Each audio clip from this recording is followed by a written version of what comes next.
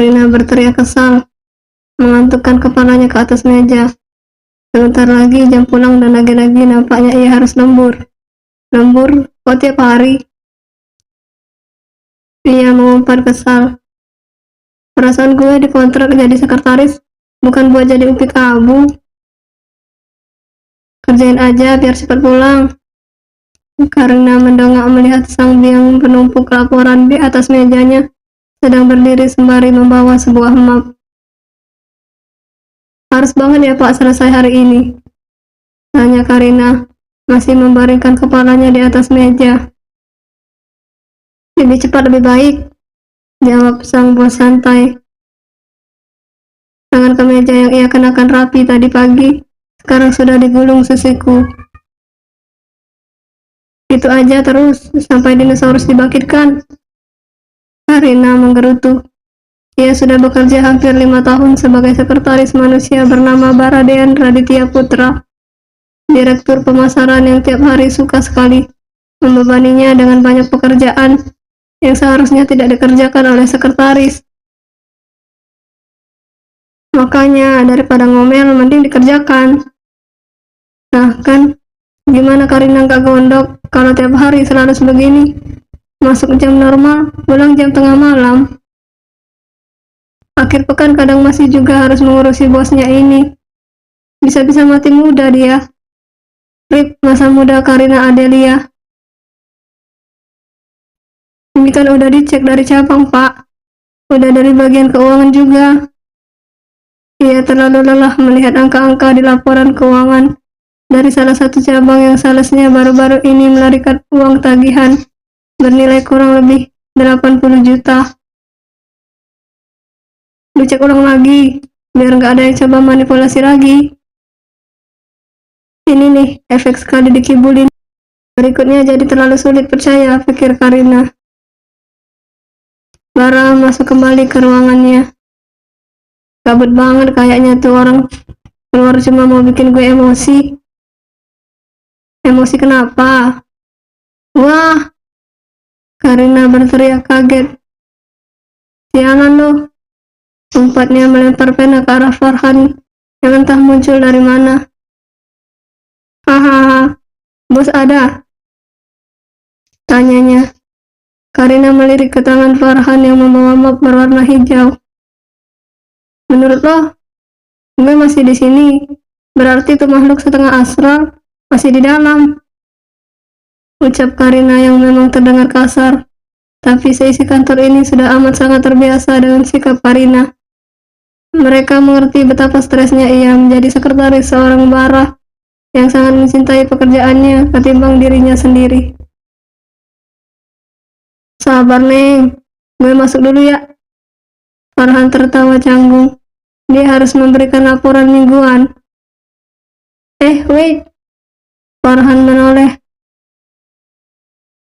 Itu mah gak akan bikin kertas di meja gue bertambah kan? Tanya Karina was-was. Farhan menggedikan bahu, kemudian ngeloyor masuk setelah mengetuk pintu. Dan tentunya Karina kamit agar hal itu tidak terjadi. Karina keluar dari toilet. Pantas saja moodnya jelek sekali. Ternyata ini penyebabnya. Apalagi kalau bukan tamu bulanan. Dengan langkah kontai ia kembali ke mejanya. Jam sudah menunjukkan pukul 6 sore. Dan kebanyakan karyawan sudah pulang 1 jam yang lalu.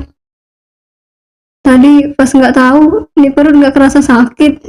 Kenapa sudah tahu tiba-tiba jadi sakit begini? Keluhnya. Pekerjaannya masih menumpuk. Bos sejenis ibunya itu masih anteng dan tidak ada tanda-tanda akan keluar. Ayo, katakanlah Karina dulu, bodoh karena terdesak. Serampangan menandatangani kontrak kerja, di mana dalam kontrak tersebut banyak poin-poin yang lebih mirip mengajaknya Romusa. Tapi mau bagaimana? Ia sangat butuh pekerjaan untuk membayar hutang orang tuanya. Sebenarnya, keluarga Karina dulunya hidup berkecukupan. 7 tahun yang lalu, ayahnya ingin melebarkan bisnis grosirnya dengan meminjam uang di bank, menggadaikan sertifikat rumah dan toko. Namun naas, uang pinjaman tersebut justru dibawa kabur oleh sahabatnya sendiri, orang yang ayahnya percayai, dan akhirnya Karina terpaksa harus bekerja seperti ini. Bukannya apa, gaji sebagai sekretaris seorang baradean tidaklah sedikit, ya, walau ia harus Romusa, karena salah satu poin di dalam kontrak kerjanya adalah bersedia mengikuti jam kerja Bara. Waktu itu Karina tidak berpikir kalau maksud mengikuti itu adalah sampai Bara mau pulang. Mau loh ya, bukan karena jam kerja sudah selesai. Untungnya bos Karina ini bukanlah orang yang temperamen padanya. Bara juga cenderung tenang dan lempeng, sampai-sampai mau Karina nyerocos. Bagaimanapun mengatainya, sang bos akan biasa saja. Bahkan nampak tak tersinggung sama sekali. Intercom di atas meja Karina berbunyi dengan malas ia memencet tombolnya. Pesan makan malam. Satu kalimat yang setiap hari kerja Karina dengar. Pak, bisa nggak hari ini saya pulang duluan? Suara Karina terdengar lesu. Bara diam sesaat. Sakit perutnya? Tanyanya kemudian. Karina hanya menjawabnya dengan gumaman. Lihat kan, saking lamanya mereka bersama, sampai Bara saja hafal tanggal datang bulannya. Sakit, lemas, lesu, kangen kasur, ucap Karina sengaja dibuat semakin lesu. Terdengar desahan nafas di seberang sana. Ya udah, beres-beres, kita pulang. Karina tersenyum riang, menyimpan semua file itu ke dalam lemari. Akhirnya ia bisa tidur jam 8 malam hari ini. Tak lama Bara keluar sembari menenteng tas dan jas yang tersampir di bahunya. Sesaat Bara diam memperhatikan Karina yang sengaja bertampang lesu. Mereka berjalan beriringan. Kantor sudah nampak sepi dan seperti biasa, mereka berjalan dalam diam. Setibanya di samping mobil Bara, membukakan pintu untuk Karina. Ya, memang beginilah Bara, kalau Karina sedang sakit, dia akan bersikap lebih lembut. Coba kalau Karina sehat walafiat, boro-boro mau dibukakan pintu, yang ada Karina yang harus menyetir. Kita mampir sebentar, ucap Bara, tak sadar kalau Karina sudah terlelap di bangku sebelahnya. Bara menoleh melihat kepala Karina tergolek ke kanan. Bara menurunkan sedikit posisi kursi yang diduduki Karina, kemudian mengambil bantal kepala di kursi ke belakang, kemudian dengan pelan memakaikannya ke leher Karina. Mereka sampai di depan kontrakan Karina. Gadis itu masih terlelap. Nana, seru Bara mencoba membangunkan Karina, walau setengah tak tega saat melihat wajah lelah sekretarisnya itu. Nana, bangun. Karina menggeliat bangun dari tidurnya. Sudah sampai ya Pak? Tanyanya sambil menguap. Jaga image di depan Pak Bara. Lupakan. Sudah entah sejak kapan Karina masa bodoh dengan pandangan Bara. Bara hanya gumam mengiyakan. Oh, makasih Pak sudah nganterin saya pulang. Karina bersiap turun. Bawa ini. Bara menyodorkan kantong belanja yang cukup besar ke arah Karina. Terima kasih Pak, katanya kemudian. Turun dan tak lupa melempar sembarang bantal kepala itu ke kursi belakang. Dan seperti biasa, dia tidak ambil pusing dengan pandangan Bara. Bantal kepala itu memang ia yang minta. Karena saking seringnya mereka pulang larut malam, dia jadi sering ketiduran di dalam mobil. Mobil Bara berlalu. Karina masuk ke rumahnya. Setelah mandi, ia mengecek apa saja yang Bara belikan untuknya. Kantong tersebut berisi banyak cemilan, lalu ada obat penghilang nyeri datang bulan, dan 2 jenis pembalut siang dan malam. Tidak lupa sebungkus nasi goreng favorit Karina, lengkap dengan empingnya. Tiap bulan beliin gue ginian. Apa nggak malu ya dia? Karina menatap dua benda berwarna pink dan hitam itu bergantian. Dia tidak kebayang seperti apa wajah Bara yang lempeng itu waktu di kasir membayar pembalut, atau saat sang bos berdiri di depan etalase khusus roti Jepang tersebut. Gak salah lagi, si bos titisan penjajah itu pasti sudah sering beliin pacarnya beginian. Pasti, desisnya. Tapi loh, kan bosnya jomblo akut. Bahkan selama hampir 5 tahun mereka bekerja, tak sekalipun bosnya nampak berkencan dengan seseorang. Karina masa bodoh. Toh kalau malu pun, itu bukan dirinya. Kemudian memilih untuk tidur.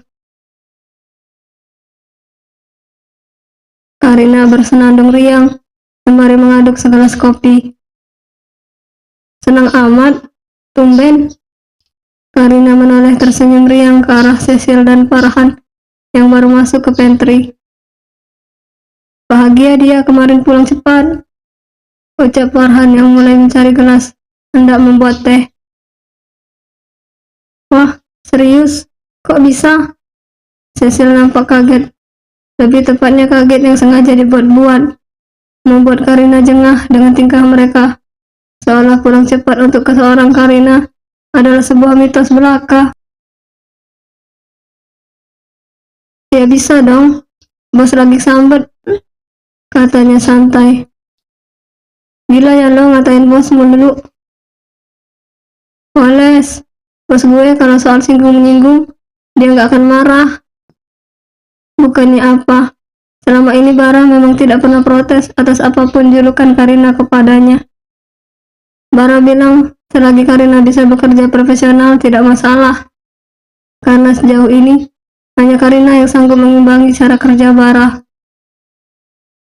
Oh iya, lo tau dari mana gue balik cepat kemarin? Farhan menoleh berdecak kesal. Kemarin gue lembur nyelesain laporan, ada yang mie sedikit. Terus pas gue balik ke ruang bos, lo sudah nggak ada. Ruang bos juga kosong. Anjrot, gue ditinggal sendirian. Ah, mampus. Cibir Cecil, tepat di samping Farhan. Diem loh, kesalnya. Hahaha, gue kemarin gak enak badan. Terus bos langsung ngajak gue balik.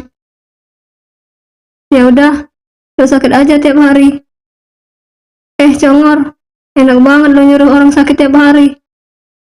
Serga Farhan mendengar ucapan Cecil yang terdengar seperti ide berlidian. Patut dicoba. Karina memegang dagunya dengan telunjuk berlagak seperti detektif di komik-komik. Ya udah, sono loh. Pak Baran nunggu kopinya. Usir Farhan, daripada tambah nggak jelas obrolan mereka. Karina tersenyum lebar, berjalan meninggalkan pantry dengan santai. Tidur yang cukup ternyata benar-benar membuat mood menjadi lebih baik. Kopinya, Pak. Karina meletakkan cangkir kopi di atas meja kerja Bara. Pria itu nampak fokus membolak-balik kertas laporan. Ada jadwal apa saya siang ini? Karina menelan ludah kesal, padahal baru beberapa menit lalu, tepatnya sebelum ia membuat kopi, dirinya sudah menjelaskan jadwal Bara hari ini. Jam 10, kita ada meeting dengan all SPV sales dan kepala cabang, membahas tentang target bulanan dan pencapaian bulan kemarin. Kemudian, jam 2 ada pertemuan dengan investor bersama Pak Alek. Jam 4 meninjau produksi, Pak. Terdengar tidak padat, bukan? Tapi percayalah, sangat sulit membuat semua itu berjalan tepat waktu. Apalagi meeting kali ini, mungkin akan memakan waktu lebih lama. Mundur meetingnya jadi besok. Mata Karina agak membola. Ayolah Baradean, jangan buat gue jadi mau, ucap Karina dalam hati. Tapi Pak, ini meeting all Sabang loh. Ya, terus kenapa? Karina makin greget, ditambah Bara bahkan tak menoleh padanya dan masih fokus pada kertasnya. Kasihan dong Pak yang dari cabang. Bapak sendiri kan yang bilang harus efisien waktu. Kalau mereka belum selesai Karina bicara, Bara mengangkat wajahnya, menatap Karina datar. Undur saja, tegasnya. Tapi Pak, tahukah Bara betapa sulitnya mengatur jadwal di antara semua pekerjaan yang menumpuk itu? Saya harus selesaikan ini dulu, baru kita meeting. Sampaikan ke semua yang ikut meeting untuk PK ke pabrik. Karina mendesah berat. Belum lagi ia harus mengabari Bu Vera, Direktur Keuangan. Mana Bu Vera galaknya kayak gugup tetangga. Baik Pak, Karina keluar dari ruangan Bara, kemudian memelototi ruangan itu sembari menyumpah serapah dalam hati. Dulu, saat ia baru masuk, ia biasanya hanya memendam kekesalannya dalam hati dan berakhir dengan sakit hepatitis. Akhirnya, ia memutuskan untuk menjadi barbar. Toh bosnya tidak pernah marah dengan sikapnya. Kenapa loh? Tanya Cecil begitu melihat wajah tertekuk Karina. Karina menyeruput es teh, mencoba mendinginkan kepalanya. Tadi pagi ceria banget. Siang udah bertambah aja kerutan loh. Farhan duduk di samping Karina. Sekarang sudah jam makan siang, dan Karina masa bodoh Bara mau makan atau tidak. Dia kadung kesal dengan keputusan dadakannya itu, membuat Karina harus mendapat serempetan pedas dari Bu Vera. Pasti gara-gara meetingnya diundur kan? Terus kena serempetan buffet. Tebak Tommy yang datang bersama Anggun. Tahu aja loh, dasar biang gosip, sindir Karina. Setengah mengakui kehebatan Tommy mengumpulkan informasi dan gosip terupdate di kantor ini. Emang kenapa kok diundur? Tanya Anggun. Suara yang lemah lembut dan wanita yang benar-benar Anggun, sesuai dengan namanya. Temen Mbak tuh ngeselin, mana nggak ngasih alasan yang lebih valid. Cuma nyuruh undur doang, gara-gara dia mau nyelesain ngecek laporan cabang. Anggun tertawa mendengar keluhan Karina yang bisa dibilang saban hari dia lakukan. Mungkin memang lagi nggak bisa ditunda aja kerjaannya. Yang mau diperiksakan banyak. Karina hanya menatap Anggun sembari menghembuskan nafas lelah. Ya heran, kenapa bukan Anggun saja yang menjadi sekretaris Bara? Selain karena mereka teman saat kuliah, Anggun juga adalah orang yang sangat kalem dan penyabar, sangat cocok berurusan dengan Bara. Emang banyak sih, tapi emang kapan pernah kerjaan dia sedikit? Semua terdiam sesaat, namun kemudian mengangguk kompak. Iya, sejak kapan pekerjaan seorang Bara itu sedikit? Karina kembali ke meja kerjanya. Tidak ada tanda-tanda Bara keluar, dan tidak ada chat apalagi telepon minta dibelikan makan siang. Udah makan belum ya tuh orang? Karina menggaruk kepalanya yang mendadak gatal, padahal tadi pagi dia sudah keramas. Gimana ya namanya hati perempuan, suka khawatiran kalau di otak udah menyangkal dan bilang biarin aja, yang kelaparan toh bukan dirinya sendiri. Tapi hati tetap bilang kasihan. Tanpa mengetuk pintu, Karina menyembulkan kepalanya dari balik pintu. Bapak udah makan? Bara yang masih fokus mengecek file, menengok ke arah pintu. Udah jam istirahat? Nanyanya. Tuh kan dia lupa, pikir Karina. Udah masuk lagi Pak. Ah, Bara melihat ke arah jam. Jelas jam sudah menunjukkan jam 1 siang. Bapak mau makan siang sekalian kita nunggu investor? Atau mau saya pesanin makan sekarang? Tawar Karina. Ini orang kalau sakit imbasnya bisa membuat Karina pulang subuh. Kamu udah makan? Karina mengangguk. Pesanin aja makanan yang cepat saji. Jam berapa investor sampai? Tadi sudah saya pastikan ke Bu Ane. Kalau sekarang Pak Alex sudah bersama investornya, Pak. Jelas Karina mengingat tadi ia sudah berkoling-kolingan manja dengan Bu Ane, sekretaris presiden direktur. Oke, jawaban singkat yang jelas membuat Karina harus segera memesan makanan. Ia memesankan burger dan ayam goreng, yang syukurnya kantor mereka dan restoran cepat saji tersebut berhadapan, jadi makanannya bisa cepat sampai. Bujangan, makan fast food terus, tambah kritik usus. Dumanya sembari memindahkan makanan tersebut ke atas piring. Pak, makanannya. Karina meletakkannya ke atas meja. Kamu udah makan? Tanya Bara. Udah, Pak. Selamat makan. Saya mau lanjut kerja lagi. Permisi. Katanya terdengar sopan. Bos ada? Ah! Karina kaget. Refleks memukul Farhan cukup keras. Sakit, woi. Lo sih hobi banget ngagetin gue.